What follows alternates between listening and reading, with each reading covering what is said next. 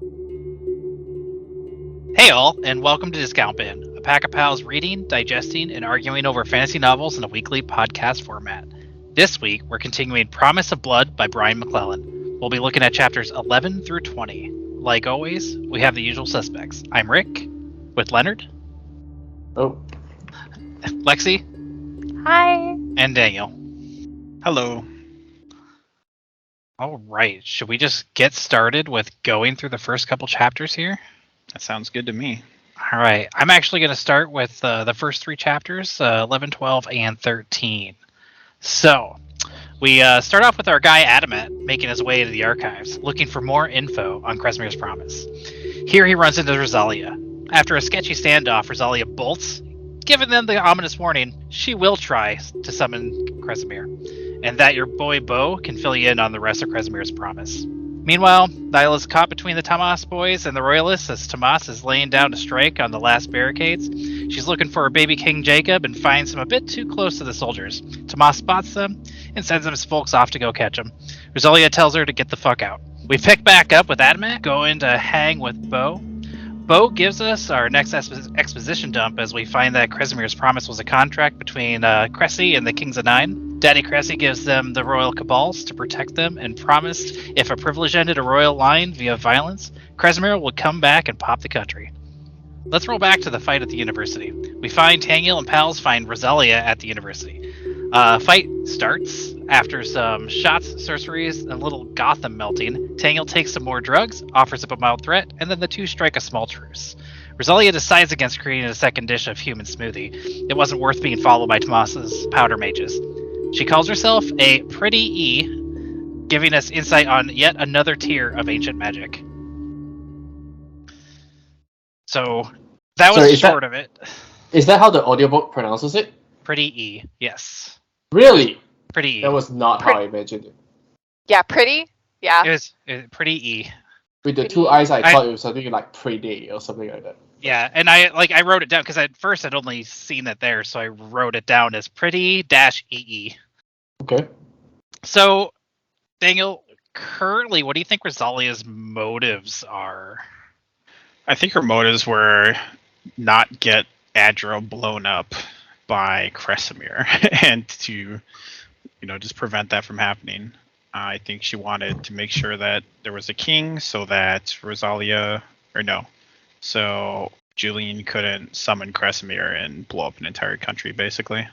Because it seems like that's a little she's been trying to prevent. But because I don't think we know currently that Julian. Oh yeah. But yeah, which is fine. Yeah. We'll so I I think she's on the side of good. If there's a side of good, she wasn't doing a whole lot to keep the country in good standing or not have all the peasants starving. But at this point, starving's better than dead, I guess. So yeah. Personally, I'm feeling like there's a lot of parallel in the Broken Earth trilogy right now. I feel like these guys are the Stone Eaters, and I feel like Rosalie's what was your the best friend here for the main character in that? I forgot his name now. Bo? No. In Broken Earth trilogy. Yeah. Best friend? Yeah, like the little kid. He started as a kid Stone Eater kid. Hoa? Hoa. Yeah, I feel like she's pulling a little bit of a Hoa here, and Julian's another Stone Eater, just really mucking with the history and trying to mess around with things, right? I'm feeling there's some similarities, is all. Still not clear about Rosalia's motives, but it felt like maybe she tried to kill Tomas to end the whole vengeance thing, and then get out. But I don't know. I'm so confused as to what Rosalia's trying to accomplish here. It seems like she's trying to kill Julian too, but that doesn't seem to quite make sense. I feel like Julian's trying to kill her. Yeah. And I feel like she doesn't really care about killing Tomas, besides for it's just really annoying right now, and he's causing a lot of problems. But, and he's trying to kill all the royals, giving Kresimir a reason to come back. Yeah. It was interesting. What do you guys think? So overall, you guys good guy kind of thing, or at least neutral? Rosalia? Yeah. Sounds like the badass of the story right now. I mean, she kind of just melted a dude, right? Yeah. A dude that's supposed to counter her. Yeah. Lexi, do you have any thoughts on this character at all? I think she's fine. I like her. I do think she's neutral. I think she is the good guy. I think she's Again, good I because don't- she chose to spare Daniel. That's it. I think it's Like- more the whole trying to save the country from being destroyed. I think that's her main motivation. I don't think. See, personally, I don't think. For me, I don't think she's trying. I don't think she cares if the country is destroyed. I think she just doesn't want Krezzy back. I think Krezzy's gonna like be pissed that probably wasn't very happy that he got summoned in the first place, or if he was, like, what is the relationship between the Pretty E and Kresimir? But so far, the only two Pretty E that we know are women, actually. Potentially a third. Anyway, yeah. So I actually did ask this. How do we feel about having more drug addicted main characters? We just I mean, it follows the lines of like The Witcher, right? The Witcher is also on drugs all the time. yeah. Is I this just mean- a fantasy trope now that we got to have a heroin addict as our main character, or I think The Witcher, Because- they use drugs pretty rarely, like only in a fight and only when they need to. Yeah. But this one gives them a lot of combat enhancements too, right? Like it makes their bodies stronger. They can survive harder falls. It's true. They But he's See just doing it further? all the time. Yeah. he's literally bleeding out his nose. It's husk. It's Yeah. imagine. Yeah. cocaine. Well, imagine if your eyesight okay. improves like 10 times taking this drug. Why wouldn't you just take it all the time? 'Cause there's Right. obviously some negative effects. Like what? Does it seem? He's standing there talking to his dad, and he's like a cocaine addict with the blood. And, like- Leonard, you've lost a lot of weight over the last 2 years. You could have done that so much faster with cocaine. Oh my God, it's true. Why didn't you Wait. just do cocaine? How? How does that work? Cocaine gives you a ton of energy. You would have stayed awake a lot more. You And would have kills your- exercised. Could have kills used your appetite. exercise more. Yeah. You're not hungry at all. You have to like force yourself to eat, bud. Think about it. That's maybe our question at the end of the thing. Why did Leonard not do cocaine? Because there are some negative side effects to that. But from the way it sounds with this Powder Mage, it doesn't sound like there's a negative side effect. I mean, Did you miss the Sounds like part a where he buff. was bleeding out of his nose? nose. Yeah. And what happens if he stops doing this? We don't. I'm assuming this is an actual addiction at this point. Because Yeah. They're treating it almost exactly like cocaine. Last one was Adamant. Is he there to just push the story and plot, or is he actually a main character? Does he have his own like worthfulness besides for I'm going to go research some books? Is he just the guy in the chair? Leonard. It feels like he's a character who fills in the blanks, almost like either lore wise, the world mechanics wise. Yeah. And because he's the guy who cannot forget everything, right? He's also going to be the guy who tells us all about history. Everything he reads is, remembered. I do think he's going to be important. Otherwise, if you don't include Adamant and you just only read all the other sections, it might feel like there's a lot of missing points. Like he's part of the world building team. So he's basically the exposition dump for every time we talk to him. Yeah. I think he's going to play a bigger part than that. I think that's a little bit of his role right now, but with the Lord Kesser or whatever, the guy who owns his loan now, Mm-hmm. like that guy's connected to somebody, and I think he's going to be like the bridge that bridges the gap between Adro and whoever that guy represents. More pretty ease. But he's also, he's also kind of giving you the view of like the more common people on the street, because he's a guy with a great memory, and that's great and all, but that's pretty much worthless when you're going up against like privileged and, people with all these superpowers. Yeah. He can see the superpowers coming at him if he wants, Yeah. right? He was smart enough to not fight Rosalia. Yeah. Although really he hasn't gotten in a lot of all fighting. He's threatened to pull out his little cane sword here and there, but Yeah. I just wish Adamant had more, and I have this hope that he's going to be more impactful rather than just being this little errand boy, just like doing straight up like just interviewing people. I think he will though. Like, I think he's the guy who's skeptical enough to not believe what he's told, but eventually he's going to discover enough evidence about Kresimir, and he's like, "Oh shit, this is bad," and he's going to help, try to figure out a solution. Or I think he'll have a much bigger role to play.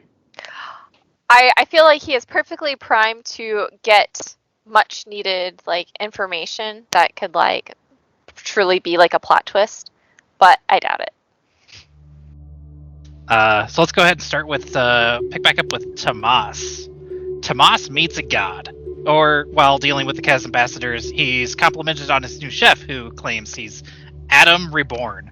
So he shoots Olam off to go investigate. After a not great meeting with the Kaz ambassadors and a confrontation with Nickel Sauce, which is what I'm going to call him, the dude who murked his wife, war is declared. Adamet drops off the next plot device after some research and lets Tomas know about the Gaius, a gem or spell that pushes the privileged cabal to avenge the king. So Tomas tells his kid, as a powder mage and not his son, to go murder his best friend Bo. Perhaps bring back some more truth to this, and also insists on Julian to come along to make sure the job is done. Tomas then chills at his hideout. A warden, which seems to be a powder mage murder machine that kind of resembles a hunchback ringwraith, finds and attacks him there.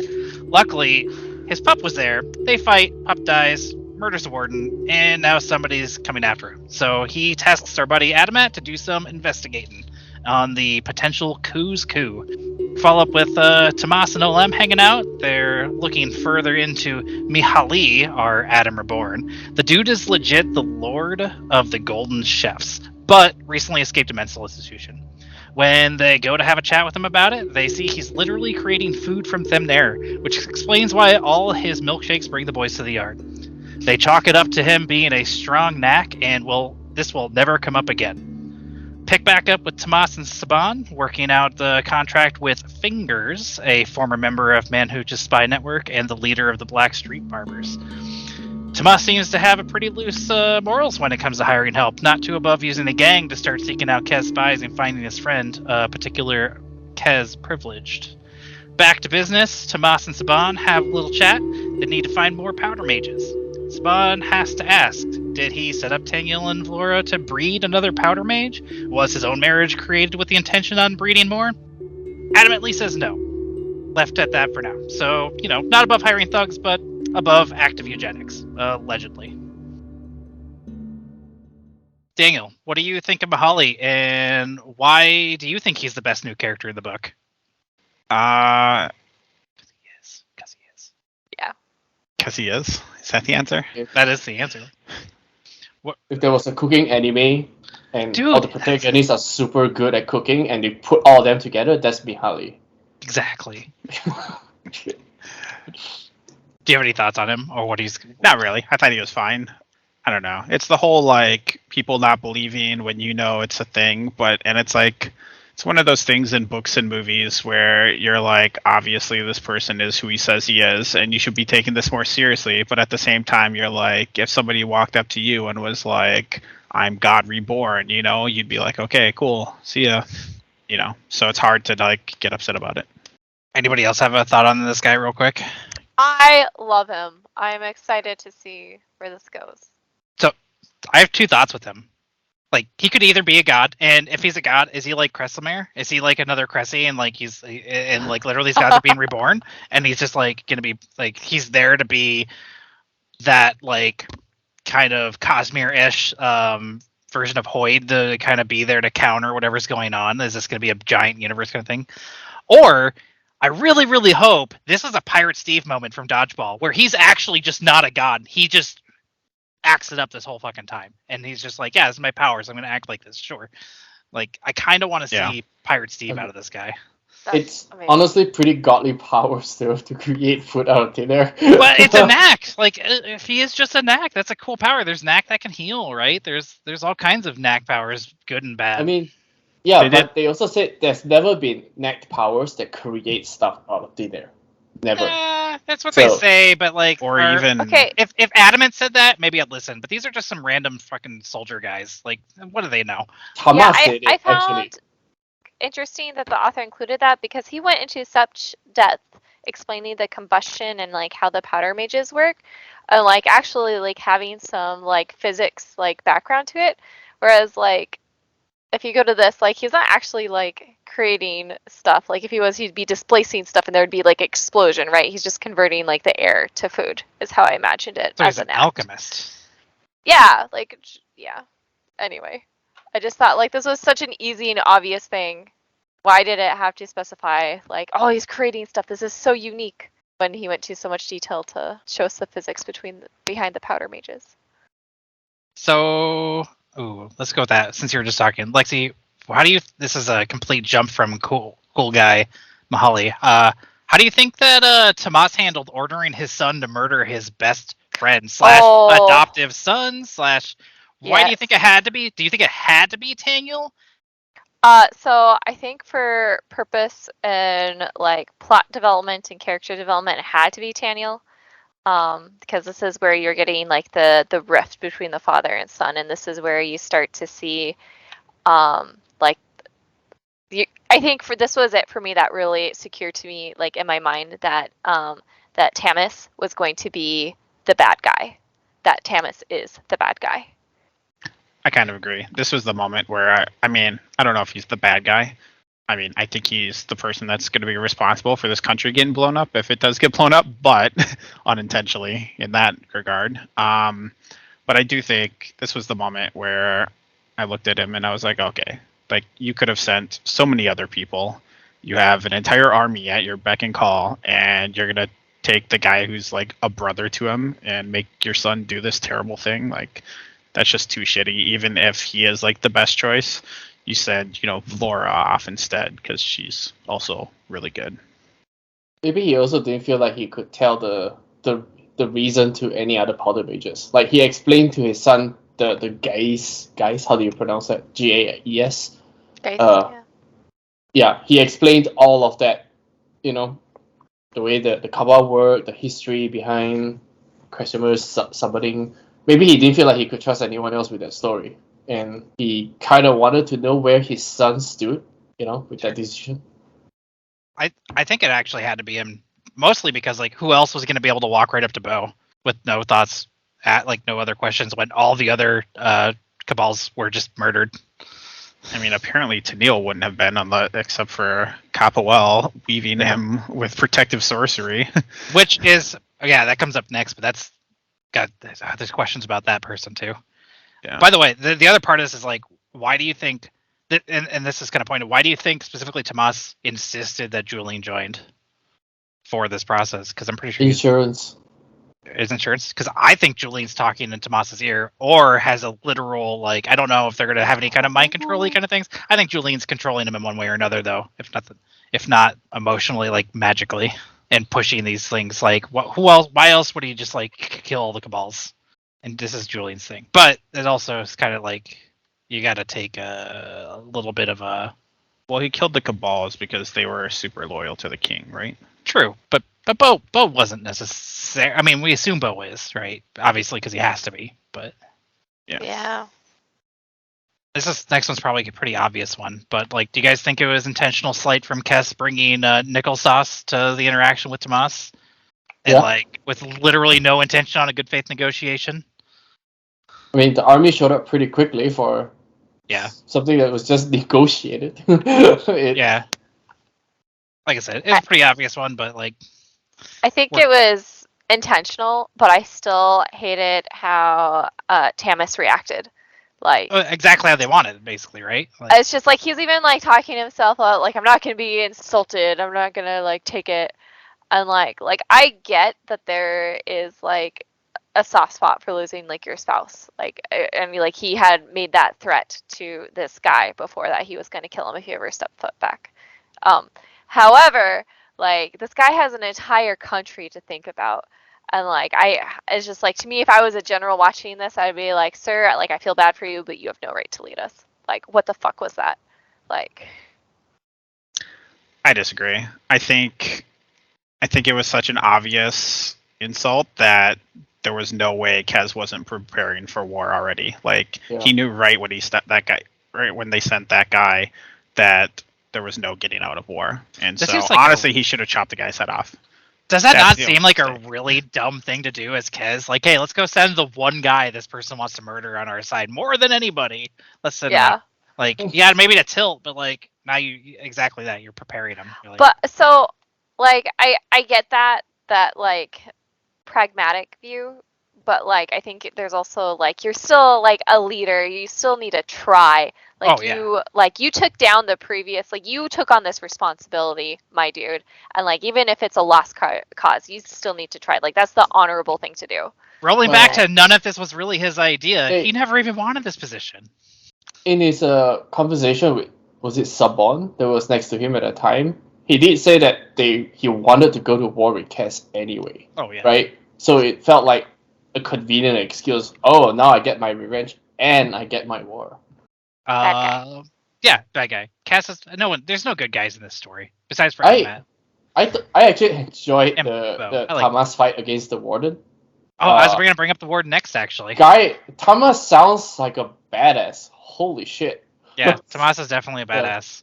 Any thoughts on specifically on what the Wardens are and who might have sent them? They're guardians.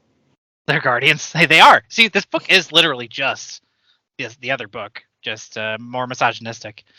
Let's see. I was disappointed in this because when Tennille came home, wasn't he like, I killed 2 wardens, and he was there for like 2 years? And Tomas, basically, he spent half the fight without any powder, and then once he got it, he just murdered the guy right away. It Get a was dog. very like, this Get a guy dog, is supposed to be a tough guy, Yeah. and he did not come off as a tough guy. Maybe He Tamas loves is his just puppy. He I did just like- lose his puppy. I like his description though. It was really weird. By description, not quite accurate, but pretty close. I mean, later on they described, right, like some of the more when they said some of the more skilled powder mages and they included Tamas in the name, it sounds like Tamas is a very strong powder mage. You know, and Yeah, maybe and that I'm sure wasn't he is. quite a surprise. Yeah. but the guy didn't manage to kill him when he didn't have powder for like the first minute and a half of the fight. Yeah. Like, I mean, how's he Maybe- going to maybe- stand a chance when he does have powder? It seems Maybe- like any powder mage could have just taken him. Maybe as a warning. Maybe this wasn't actually an assassination attempt, just a message. Like, They sent the weakest warden after him. yeah, exactly. They're like, yeah, you gotta watch your back, bud. We got weird hobbits coming after you. He wasn't really a hobbit. He was a hunchback. He was really, wasn't he like hugely he was disfigured and he's really strong. I remember those being a big description for him. Yeah. I pictured him wearing a shirt almost exactly like you're wearing right now. Just a red flannel shirt. He's just a red business dude. I don't know why. His name's just Steve. He's just from the description of the warden, it sounded like he had like veins bulging out of his skin. You know, like he was just on a lot of steroid. It sounded like that. I just remember specifically something about a hunchback, and I thought that was just a really weird thing to throw onto your big assassin guy. Some kind of mutated. Like we're gonna come back to those. I'm sure we're gonna see more. Yeah. And final thing, eugenics, good or bad? Because this world seems to believe in them murdering all the powder mages on one side, trying to breed them, maybe not breed them, as Tomas says, but probably really breeding them over here. Again, another parallel with Broken Earth pretty early. I mean, it all depends on the world, right? Like our world, our society hates the concept of eugenics because of where we are as a society. But if you in different fantasy books, different fantasy settings, like there, obviously different societies have different viewpoints of it. Sure. You know, like imagine if eugenics with powder mages are actually like 100% success rate of getting a powder mage, and one country who does it is definitely going to be like significantly more powerful than other countries, right? So in that sense, to that society, it's good because it is a system that creates more power because they figure out how to create more of certain kind of people. But obviously, we have to say bad for the audience, right? Because we disagree with it. But No, not at all. Actually, I Yeah. think the murdering them was bad. I think the dark side of that of what was it because they made comment towards another country murdering them or another area murdering them, like not allowing them to breed when he was having his conversation with Saban, and that's why they're gonna have a harder time grabbing them. Hmm. I'll have to go find the excerpt. There was both sides of that in the same world, which is fun. Anyway, should we go on to the final I got- section here? A couple things here. So when Adamat went up to Borobudur the first time, or the only time, and Borobudur like seemed like he didn't take the promise seriously, but then the message from Azalia sounded exactly like the promise, and he was like, "Oh my god!" Right? Like, I don't know. He treated the promise as if it was a joke, basically. Yeah. But then he obviously knew it wasn't a joke because of how he reacted to the message. Maybe you just I don't didn't know. take it seriously until he had third-party confirmation. I mean, he doesn't know who Rosalia is at this point, but does know what a pretty E is, though. Yeah, but he does know who. Did he know who? He knows who Julene is. Yes. And knows that she's a pretty. And we're going to find that out in that next section Yeah. with Taniel, but yeah. One of the things that bothered me about this whole thing was this book just has so many people being vague, right, about what's going on and what's going to happen. Like, Borobudur could have spent literally 2 minutes explaining, and then, Rosalia wasn't in danger anymore and could have spent some time explaining when she was talking with Tennille, at the university that she just blew up. And then Wes even said he won't talk about it in the open. There were like 5 people at their parlay. Like, were you afraid is going to hear it? And Not only that, It's not exclusive to this book though. Like I feel like this is just a really overused trope in every book. Broken Earth did this through all 3 books. Yeah. Like what So was we got the this- Ten Ringers? What was the Ten Ringers name again? Alabaster. Alabaster, yeah. That guy was this. Like what The you king of described? this. Yeah, for It's sure. It's out. No time to explain. 10-hour drive. Never says anything during it about. Yeah, anything all the else. Marvel movies do it too. I don't have time to explain, and then we're sitting on the ship for the next few days. Okay, all right, no time to. Yeah. When it's especially things at this scale where you're talking about literally a country probably being wiped out, it wouldn't kill you to spend 2 minutes being like, hey. Now, if it was one of those things where they like at least express like, oh, the Dark One's listening to everything we say, so we have to be very careful in how we talk about it. But they didn't say that. None of that's been a thing. They're so open about Kresimmir's promise right now. I mean, not open, but at least it's like not a thing that people are like, oh no, we can't talk about that. Yeah, I think it's just the way the writers try to not spread false information, right? Like if you imagine this in our real world where we want to get information from someone, but that person doesn't have 100% accurate information. So now if we say something, we might be only 50% right. But if the writers make everyone speak and make everyone 50% right, then it confuses the reader a bit further, right? So I think it's just a way for writers to limit the knowledge of certain characters by not telling rather than telling an incomplete story. I really want to see a book written with more just raw, like as a reader you kind of know, but the character's just wrong. But make sure the reader knows that they're right first. Yeah, it's very hard to write like that. I know. Yeah. It's very hard to communicate that this character doesn't know what he's talking about, therefore only 50% of what he says is right. But as a reader, you're looking at the text, right? And you're like, is this right? You don't want the reader to doubt words, I guess. Right. It's really difficult. So some of my favorite books do that. Like they have somebody like talking like out of their ass, and they'll like mention something. It's just like, oh, is this person serious? Is this like actual implications of the world? Or are they just like talking to talk? And I love that. I think that's a great way to do it. Yeah, but in some of those books though, like you've already established that that character is like a serial liar, or like he's talking off his ass. Like you actually paint a picture of the character too. Like if you make a character says half falsehood to the reader, this guy is a liar for the rest of the book. Like I don't think some writers want to establish that on certain characters that early. I think it's a very hard writing challenge. I think it's possible to do. And I feel like we haven't gotten enough world development in order to make somebody like Bo like that. There's ways that it's done tastefully too, where it's not like, you have that old man wizard with a twinkle in his eye. Like that's also like speaking in riddles. Like there's ways to do it. Before we move on, can I just say how dumb Kresimmir's promise is? I don't remember the exact wording of it, but like, what if someone over the thousands of years can't have kids, or they're like a terrible king and tyrant and need to be deposed? Like, why would you make that promise to a bunch of insecure It kings? sounds like his spell guarantees that they will always have heir. Yeah. Like that was a part the way it was read.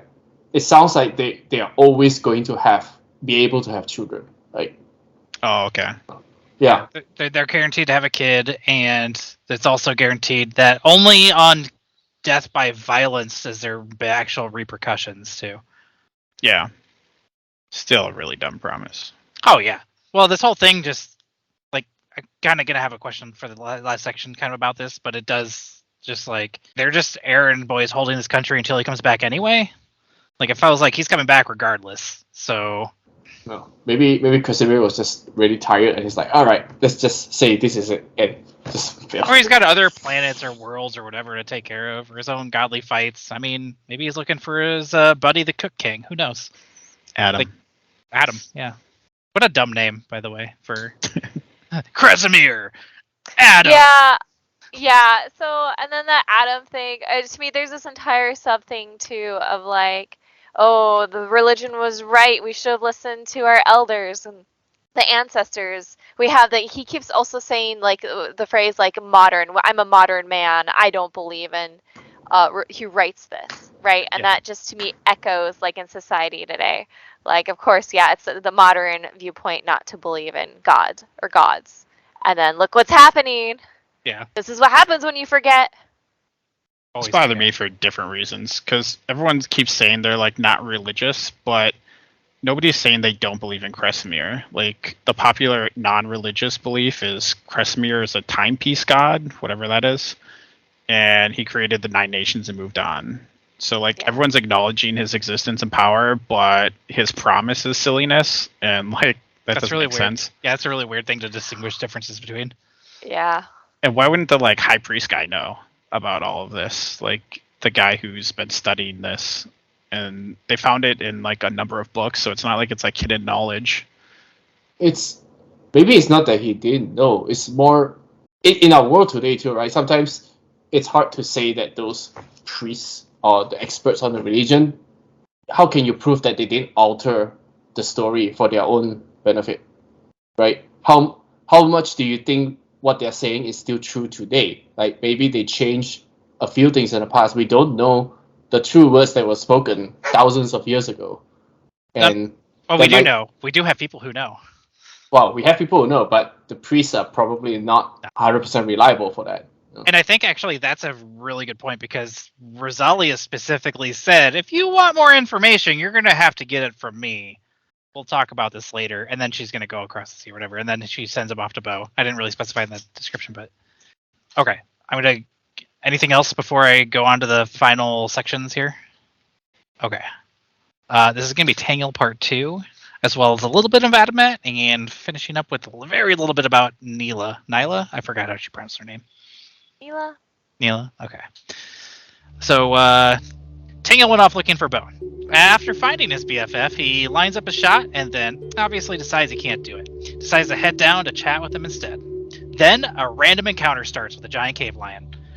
Turns out, teamwork really does make the dream work, and after a couple of shots, magic, spears, avalanches, they finally manage to shove it off the side of the mountain. And I guess our old friend Julene, wanting to ensure the murder of Bo was fulfilled, decided to play Druid for a day.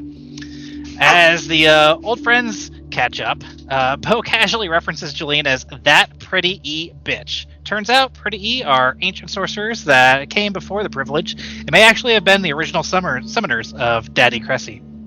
As Rosalia ominously foretold, it seems that Julene's goal is to resummon Daddy Cressy in hopes that he'll hand over the world to a more competent leader, which is her. Also, turns out that his friendo Capuel had put on a beastly magic barrier that was countering some of the wards Bo had up. She pretty strong. Maybe yet another type of mage, but back to the whole purpose of visiting. Bo's trinket will make him protect the king, avenge him. It slowly forces him to commit murder, and if he doesn't, then he's going to die. After that, we're just going to go ahead and follow up with Adamet as he starts his investigation on Tomas's coup, in particular with the co-conspirators. First up is Lady Winslav, and she's the head of the Wings of Adam.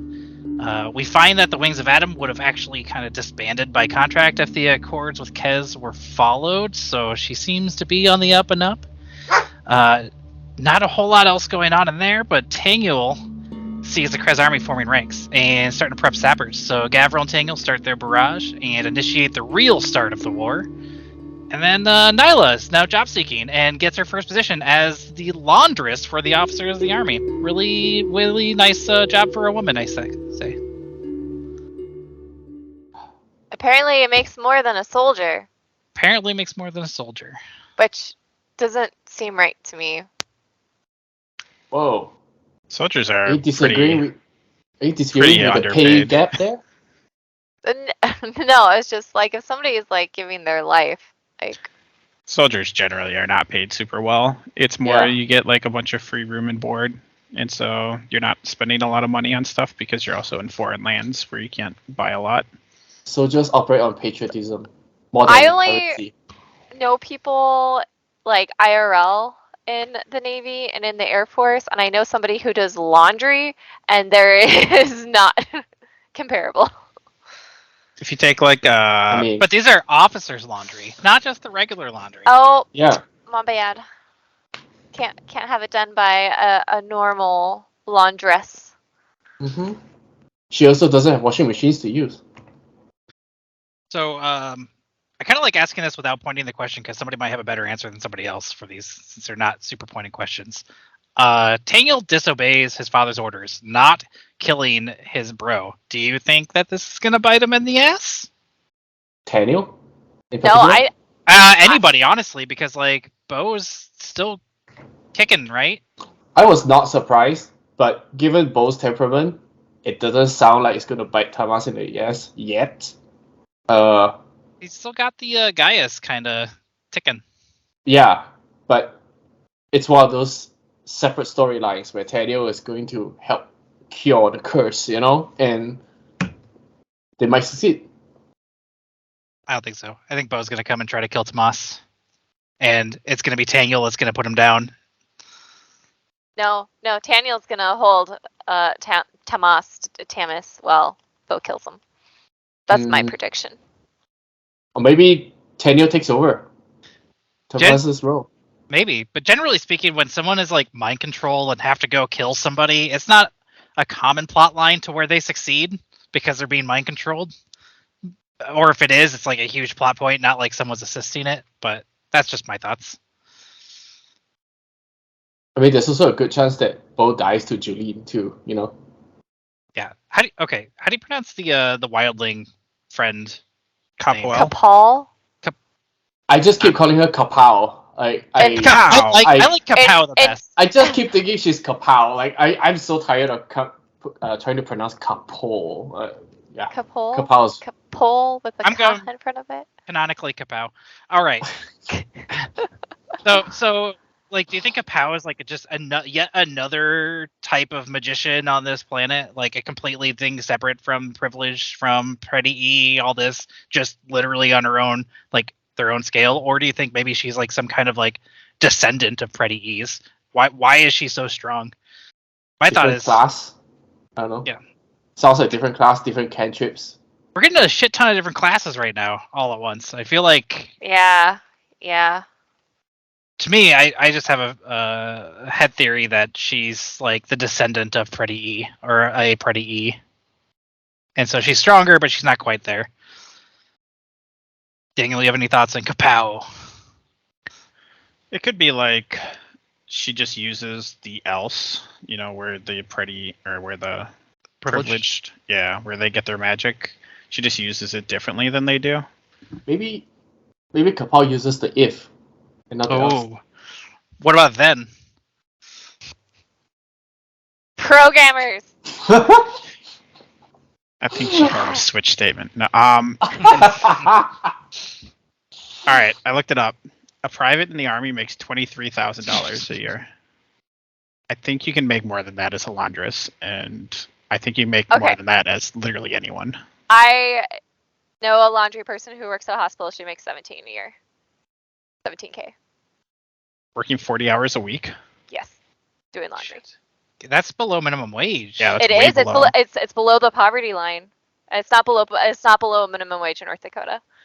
North Wait, Dakota 725 but still. federal 40 hours a week with federal wage would still be higher than 17 a year, right? I don't know actually, Like because federal is 725, isn't it? Yeah, so 40 times 52, that's 15,000. So she's making above minimum wage. $15,080 is minimum wage for 40 hours a week. She should get a new job. Holy shit. She should go work for a gas station or So anything. she is working. Yeah. I she's love getting- you. Is she You're in never there? gonna leave our small town, are you? She's Oh. not even gonna watch this. Well, we didn't name names, so it's okay. No, It could be anybody. no. It could be anybody who works in the hospital doing laundry. So, do you think Tomas knew Julian was robbing the cradle? I think he must have, because he did all that. Like, he knew about like what was happening in the royal harem. Like, Do you think that Tomas knew that she was a pretty E and thousands of years old? I don't think so. No, That's what I she mean. probably Because, like, concealed that. that's what I mean by robbing the cradle. Not like, yeah. Well, doesn't she also appear a little bit older too? I mean, not compared to her age, but probably. Right. Like the way they describe her in the book, I think Yeah. she is described as like crow's feet and. Yeah, I'm curious about how much he really knew about her, because I was picturing her as like younger, like 30, rather than like 50. But that's old in these books. Then again, he's like 60 in this. Yeah. I mean, they are also like the group of privileges who figure out how to live forever, right? Was there? I thought that Pretty E was the only ones that live forever at the moment. Yeah, pretty. I don't want to.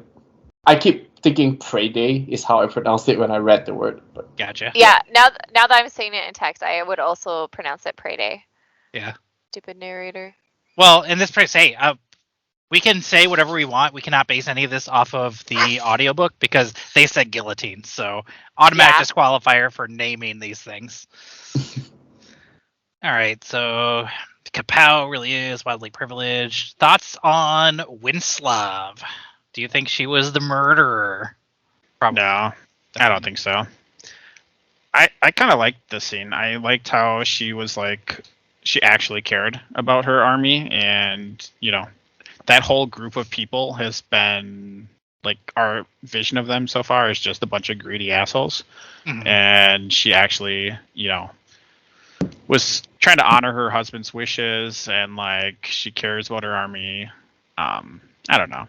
I just thought it was a nice moment. I mean, she's probably a terrible person still, but she had like honor among her troop, though, right? Like she was a very good leader for her group, and the fact that she's like, well, if this, like, we're disbanding if this is going down anyway, so yeah. I thought she's a fun character too. So now that Nyla washes people's clothes, what are your thoughts on where she may go and how relevant she might be later? Hope she kills everyone who stands in her way, gets back the sun, and restores the monarchy. So I don't know if she's going to do all that, because I don't think the kid matters. And I hope that this whole thing, like, she can't restore the sun. Sun's got to die. Something. But I want her to become a huge fucking badass. Like, strongest whatever she ends up becoming. And, like, she turns out to be some nact that shoots laser beams out of her eyes. I don't give a shit. I just want her to become a badass. Because right now she's kind of nothing, right? Like, she's got to find a way to wash those clothes in a way where the collar will start tightening after will start yeah, on, she just starts choking out all the officers. Yeah. Like, oh my god. She's going to become the number one assassin from the inside. She's become a warden. That's what she's going to become. Oh, that would be badass if they turned her into some like badass warden. I hope she doesn't get superpowers, because that's like kind of a pet peeve of mine, is like, you can't just have unpowered people. Like, you just got to make everybody special. And it's like, there are normal people in the world and they should get a POV sometimes too, I think that should have been Adamat. I think Adamat shouldn't have been an act. I think he should have just had a really good memory, and they should have made like her this, because like, yeah, right now I just feel like she's kind of getting dumped on a little bit. You gotta deal with the kid. You gotta go do the laundry. Like, this is like, pretty soon she's gonna go become a cook or something. I don't know. Like, I feel like she needs something else. She's the writer's window into giving the readers some more information.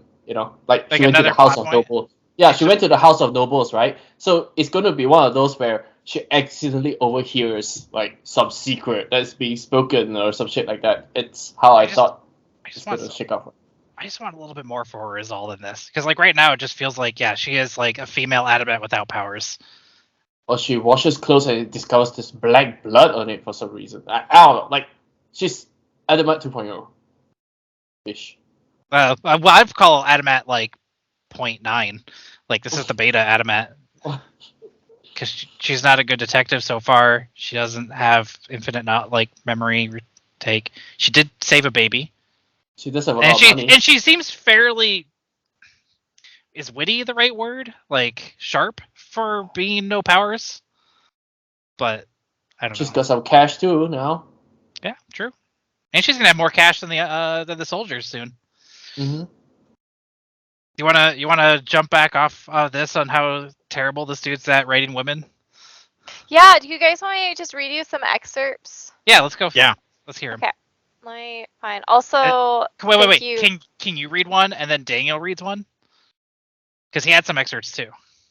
Yeah. And we could do like I don't mind talking about the descriptions either.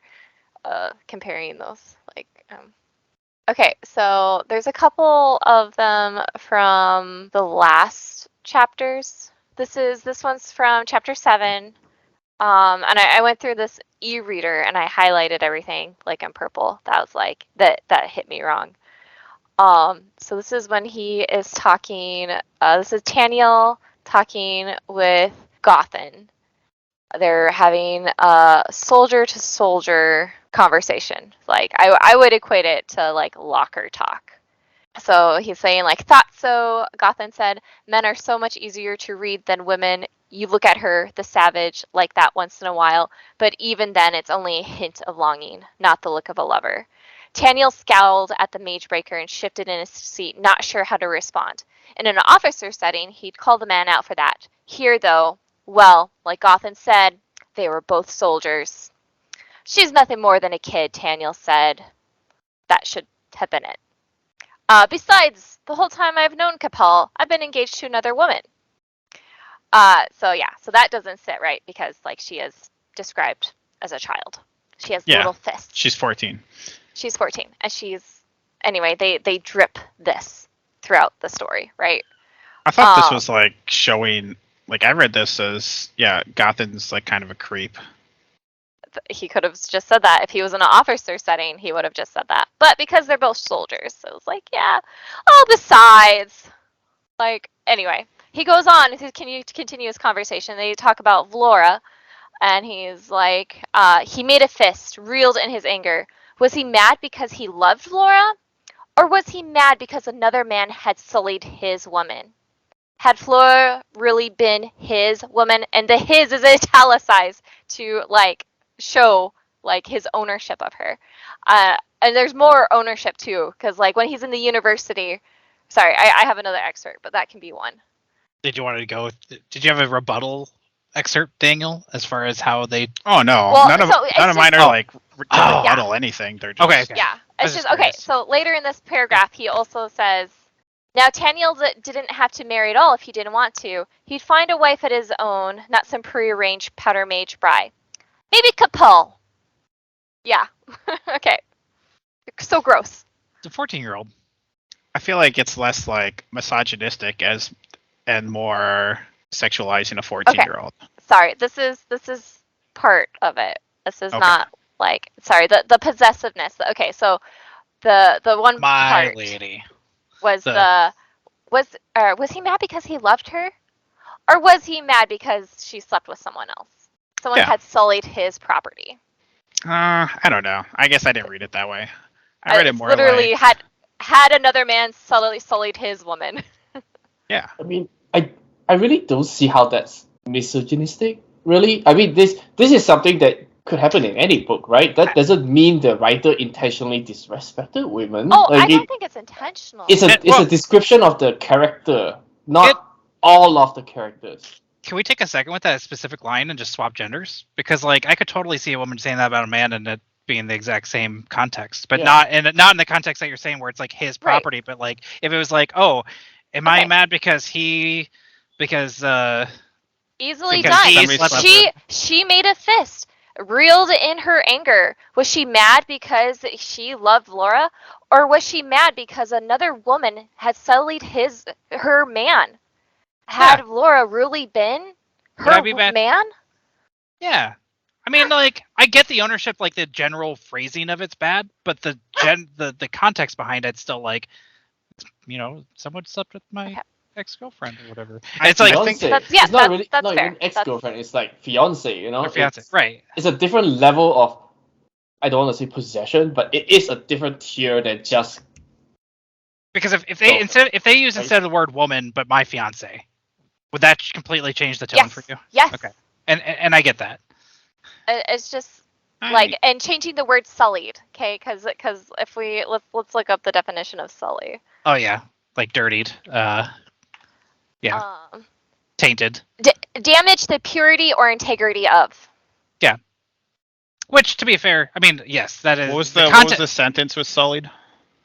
He made a fist, reeled in his anger. Was he mad because he loved Flora? Or was he mad because another man had sullied his woman? Had Flora truly been his woman? And the his is italicized, like emphasized. Yeah. Which is normally fine. Like I've read books like there is a possessiveness, especially in a timepiece like this. Yeah. Like, but it just hits wrong because it's a theme coming from all the male characters. It's not just one POV. It is consistent anytime referring to a woman. Okay. Yeah. Sorry, I don't mean to be so combative. Like I totally get it. No, it's fine. Like, yeah. I don't think you're being combative. I agree with the phrasing. I think if they would have just used my fiance instead of that, it would have changed the context for you specifically. I mean, especially. I think when I heard it the first time, I heard it as my fiance or like my significant other or what have you, and didn't hear it as, because like I'm already, especially penning it like in older books especially, I'm already transplanting the words in my head as I'm hearing it and doing it. Yeah, comprehending. Yeah, that's what we do. Yeah. Okay, there was another one with Adamant. This is in, I think, chapter 4. Damned woman, what he'd give for an obedient wife. There's been a coup. Men Houch will face the guillotine at noon. And so, like, he's there, like, lamenting, like, his woman, like, oh my god, like, my woman, why couldn't you be more obedient? Just obey me. And then the next words are, he had the brief satisfaction of watching her jaw drop. There she was on her feet, headed towards the closet. Adamant watched her for a moment. Her body was more angular than it had once been. And then go ahead and describes it and how he wants to have sex with her. That's his wife. Yeah, which is but it's just very objectifying. Okay, the second half of that for sure. The first half of Damned Woman, why wasn't she more obedient? Totally understand. Just because it's like he is panicked. He's like, you need to get the fuck going. Please, just listen to me for 5 seconds today. Like, I get that frustration. I wouldn't take that part too much as that. But the second part, the immediate objectifying, being like, I know we're in a hurry, but like dead ass. Yeah, that's a little bit.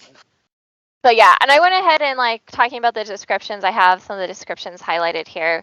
Like when he describes the men, he doesn't call them handsome. He does like mention what they have like on their breasts, and he does talk about the ladies' breasts as well. And I think that's fine. But he always talks about like how they're not beautiful specifically. It's like could have been beautiful, like, and he does this like 3 different times. What I found from just skimming it. And like when he's talking about the men, he never describes them as could be handsome, could have been good looking. Just kind of curious, like, you know, if you were taking this from the character's particular perspectives, which we already know that Adamant is sexing up his wife in his head in the middle of an emergency. But Daniel's like, man, I just kind of got out of a relationship, and now I'm looking at everybody as potential rebounds, right? And so now so that mindset kind of makes sense for that. This is like a not really justifying, but kind of justifying it kind of thing. Yeah. Like it's still not written well. Yeah, but it's just POV. Like, yeah, POV. It's like, I could have probably hit that if she was a little bit cuter. Like that's not good. That's not good. But if it's coming from the perspective, if he's trying to write that perspective and trying to put that in, maybe that's an excuse for the author. Not really, but yeah. All right. Hopping off your last point, Lexi. Yeah. I'm just gonna read through. There's like 8 descriptions of people that I wrote down, and I didn't skip any like intentionally, but I might have missed some because I was, just kind of reading and not focusing on descriptions. So this first one is Borbador, and this is from Adamant's POV. He says, under a ruddy beard, loose skin hung from what once had been jowls. That was the only description we had of him. Not very flattering. Rosalia, I think this was from Tennille's point of view, says she was a handsome woman with sharp features and a mole above one brow. A couple one-liners here. There's the librarian that Adamant meets. and then, kind of bullies. She was not what most people expected in a librarian. Her hair was down, curly and gold, and she was very young. Almost too young. She couldn't have been more than 16. All right, here's our warden.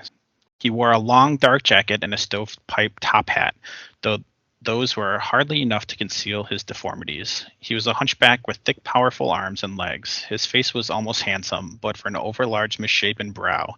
He had no facial hair, and lank blonde hair fell down either side of his head. This is... Bo, you want me to keep going, or you want me to just stop? Oh, no, you can keep going. Okay. I don't know if these are really that interesting. I was more just writing these out to have an actual list. Yeah. So I could go back and look at them and see if I could find similarities or whatever. This was Tennille's drawing of Bo. It said Bo was clean shaven with short hair and wide cheeks, a smirk on his lips. And then Tennille, when he saw Bo, Bo's hair had grown long in the mountain watch, and he sported a thin, unruly beard. He's lost a lot of weight since Tennille had last seen him. Bo raised his hands over his head. The pose was almost comical. Bo was not a big man, and his thin cheeks and the wispy beard made him look like a boy. And then Adam at POV when he's with Lady Wenceslas and the two brigadiers. Brigadier Rice was an older man, his hair as white as his uniform. He bore a number of visible scars on his hands and face and wore a white sash of linen across one eye to conceal a wound received in battle half a decade ago. Brigadier Brax was a woman, and her appearance could not have been more opposite Lady Wenceslas's. Short blonde hair was cropped above her ears. Her face was tanned and weather-beaten from too many campaigns in Gurla. Her uniform matched the others completely, apart from the slight bulge of small breasts. The younger two were Brigadier Sebastian and Brigadier Barat. Compared with their elders, they were barely weathered and looked almost like a pair of boys playing in their father's uniforms. They couldn't have been past their mid-20s. Anyway, that was it. And I think the descriptions are pretty much harmless. The Laura one, though, was the first one that really caught my attention. And I'll read it real quick. Different one from earlier? Laura, yeah, so this is her description, which is fine, and this is from Tomas's POV. So Laura and he was like her father figure, right? They were very informal. Laura was a dark-haired beauty with a classic figure, wide hips and a small chest outlined by the tight blue uniform of an Adran soldier. I think that's fine. I think it's just the way that this author, from you reading the descriptions, it really drove home to me. The author takes a sentence to describe the character, and it just seems very, it doesn't paint a picture in my head. It's listing characteristics about the character.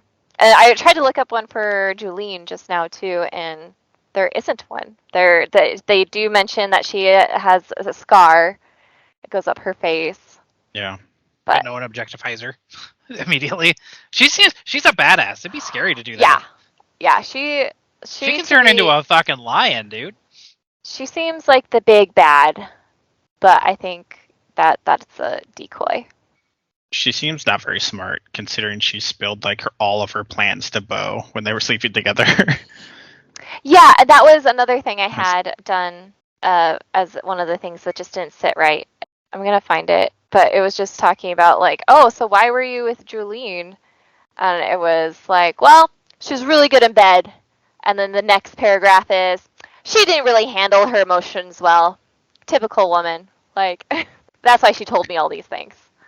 I mean, she's a hothead. We've seen that she's a hothead, consistently throughout. Yeah, reckless. Yeah. But just the way that it's like they're talking about a sweater or a flavor of ice cream. I mean, I feel like I hear phrases like typical man, ungentlemanly, or descriptions of men sound very similar, and I don't quite read it like that. Is that it? Maybe he's just really bad at writing men. And so it's just all getting looked over, and it's he's actually really good at writing these women descriptions, and now we're just picking him apart because there's something to actually chew on. It's that guy's a dude. He's got hair on his face, or he doesn't. I think this author really excels with the fight scenes. Like I am interested in the fights. I am interested in the magic. It's just when he gets down to like the interpersonal relationships. Like I find the father-son relationship to be interesting, but everywhere else it just feels lacking, in my opinion. So when I say interpersonal relationships, I mean like interpersonal like skills, like that are believable and like these conversations. Like okay, like this I'm gonna read you real quick the conversation at the university. Is that a real savage? One of them asked one of the students. You have to have a permit to carry a weapon on university grounds, another informed him. Sod off, Daniel said. Wait, where can I find a map of the university? The boy, Daniel thought of him as a boy, though he might have been the same age, sniffed. Sod off yourself. Daniel turned toward the group until they could see his powder keg pin. Like, right, check it out. That's supposed to impress us? The boy asked. Daniel grinned. It will when I beat your teeth in. He then snatched his pistol from his belt and flipped it around until he held it by the barrel. And then he flipped it again and spun it around his middle finger until he held it the right one. Fancy, one of the boys said with a laugh. Administrator's office. Head through the gate. Take your right. You'll run into it eventually. Thanks. And yes, she's a savage. My savage. And his grin disappeared when he turned to find Capel glaring at him. I kind of like that interaction. I don't like his interaction with the kids because this guy's a cocky asshole. Yeah, But yeah, I kind of like, right? but I kind of like her being like, "What the fuck is wrong with you?" Like, this is great. I mean, Like her, like dude, he's just like some kid. He doesn't know what's going on. He's yeah. Anyway, Yeah. I felt this was a very cringy scene for me, especially for but- him to like brag to these boys like, yes, she's a savage, my savage, and then she's like over here like glaring at him, like really, yeah. it was cringy, but I felt like he was cool enough to pull it off. You know. Oh no! All right, just like don't do this during speed dating or anything, okay? I mean, this guy is famous, right? 10 That's years true. ago. He is world Like- famous. Yeah, like his skills, like he showed off, you know, like his gunslinging skills, but like it wasn't like a fake facade too. Like this guy is legit. You know what he reminds me of? It feels he has the reputation to back up his shenanigans. there's so many cooler ways to show that you can be intimidating and capable than flipping a gun around. He just in kind of between your reminds fingers. me of like Marty McFly from the third Back to the Future movie. Like when he's starting to get around there, being like, "I'm a crack shot." You know, every time they refer to the stupid video game machine, and then he gets into like actually gets a gun and gets to do it. Like he's Marty from Back to the Future. That's who he is. Anyway, I like the setting. I have some issues with the setting, but like I like most of this. It's just the women are just a little bit off, and I don't think it's intentional. I don't think anybody is intentionally trying to be like objectifying women. In fact, there are lots of like fiction that objectifies women that is like top tier, right? But it's just I know it makes me uncomfortable, and I've seen from like other like Audible reviews, and like this is like a whole theme is like why is the Powder Mage trilogy so misogynistic? So Now- I know I'm not the only one feeling that way. That said, do you think that you came in with preconceived notion by looking at these reviews, and now you're looking for it? After last podcast, yes, and then I went through like I have this e-reader I'm going through, and there are some Yeah. things like the descriptions that aren't so bad because he does this with everyone. Don't get me wrong. Again, I'm not saying you're wrong. yeah, by the way. right. But no, like you think there's bias, you're gonna look for bias, right? Especially when you know other people have felt and seen the bias. All right. Anything else tonight about anything with this book? I just wanted to bring up, I thought the Capel, whatever her name is, her scrambling Julian's brain and setting her on fire with her voodoo doll was really badass. I think And she's She was badass. also the fun grinning. scene. She was grinning too. Yeah, she's like having so much fun as she's setting her on fire and poking her brain with the needle. Oh, I was like, that's a great scene. Kapow is one of the coolest characters in this book, outside of our new god friend. she sounds like at- some voodoo magic person. Yeah, Yeah. between Witch that, doctor. yeah, I think that, yeah, I want to see more out of her. I do think Nyla's gonna have something like they're gonna make her build up in some way. Anger, I dig. I hope they don't make her some like OP person, but I I don't think she's gonna get powers, but she's gonna learn something very important. It's just I think it feels very early in the book to create such strong power disparities. You know, it feels like it's so unbalanced. Like you have the pretty, the Yeah, privileged. there's like 12 guys now. Yeah, It's like so many Yeah, different there's a bunch tiers of of levels. powers, right? And The- some tiers are so much higher than everyone else. And from the way they describe Casimir, it sounds like he's even stronger than the Prede. right, like he's some kind of god. Which, would it be great? What if he actually, this all turns out that he's actually just a knack with a really awkward ability of like nation building or something? Like they get really specific with these knack powers where it's like, oh yeah, he just has this one, or he is just a knack that gives him like invulnerability, and so he's just able to outlast people or something dumb. Are mage breakers a form of privileged, or are they They're- their own class? They gave up their powers of privilege, so I'd put them in their own class. They Yeah, come they're like- they come from them, but They're mages who are anti-mages, Yeah. kind of. are you writing We them got the all down? ward. Yeah. Yeah. So we got the Prady, the privileged, the knacks, the powder mages, the mage breakers. We got wardens, Gods. I would, gods. and I would kind of put currently Kapow as her own section because Yeah. she seems to have different interactions with the powers than everybody else. Voodoo. Yeah. She's the Eve version of all the mages. So we got 8 so far, and we're Yeah. halfway through the first Also- book. I also feel like the watchers also have something up their sleeves as well. The mountain watchers. Mhm. You know what's very funny is that we haven't seen any battles between powder mages, right?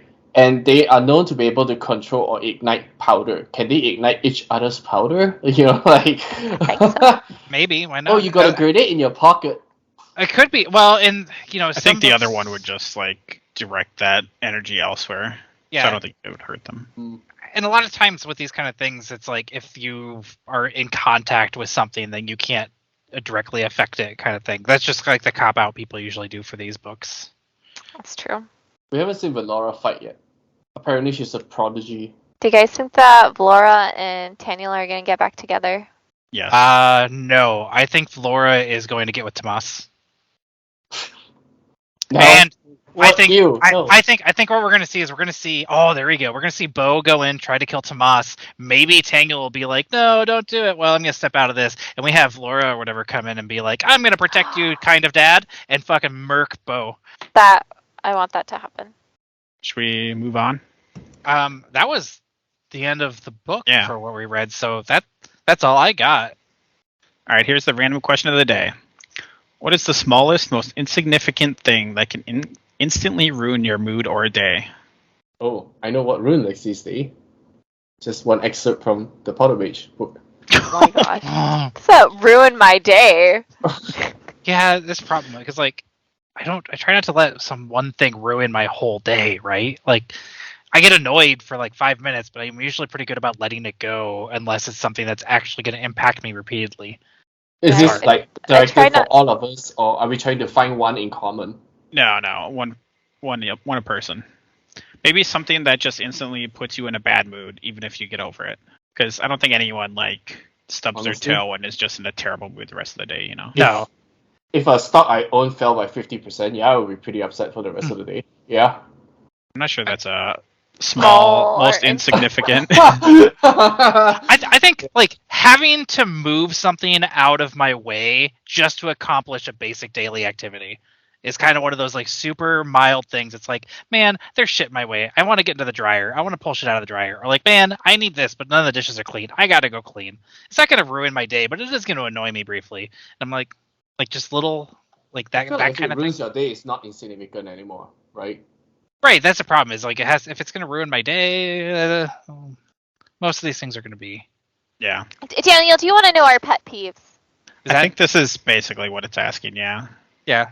You know how when cars are waiting at like red traffic lights and it turns green, and every second the first car doesn't move, it bugs me. Like, Is it like eats me increasing? alive. Does it like go Yeah. this way and then it goes Because this way and because then I it think goes... about this math problem, right? If the first person in front waits 1 second, that 1 second is passed on to the second person. The second person needs to wait a second after that first second, so now that person is incurring a 2-second cost to the third person.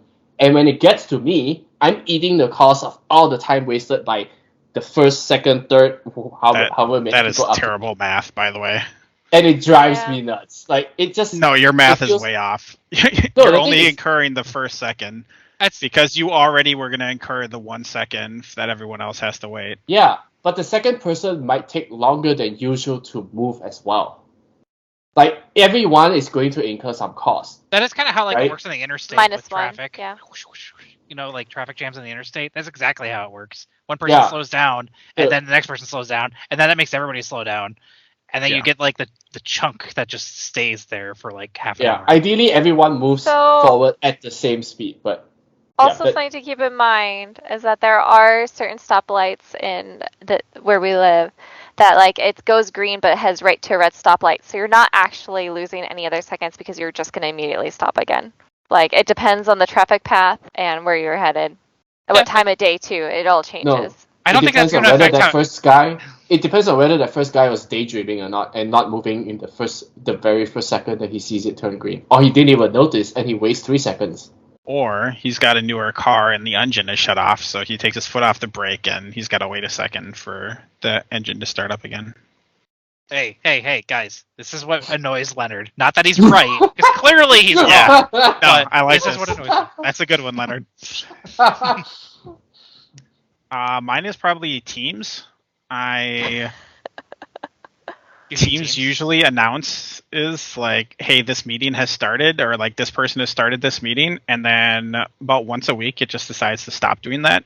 And so I kind of rely on that to go into my meetings, and now Do you I'm use- just late to meetings randomly because fucking Teams. I mean, it never really matters, but Do you use Outlook?